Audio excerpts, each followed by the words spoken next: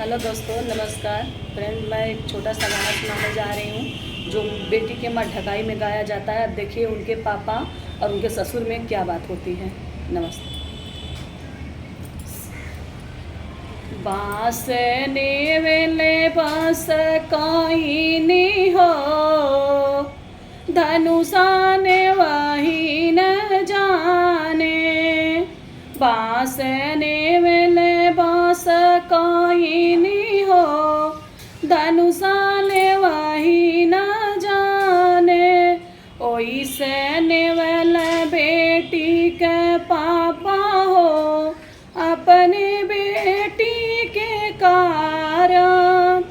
ओइसे नेवल बेटी के पापा हो, अपने बेटी के कारण।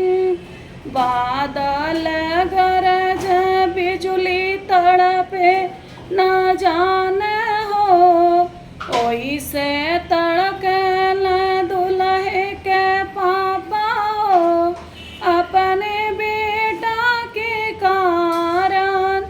ओइसे दुअरे तड़कल दुल्हा के चाचा हो, अपने बेटा के कारण।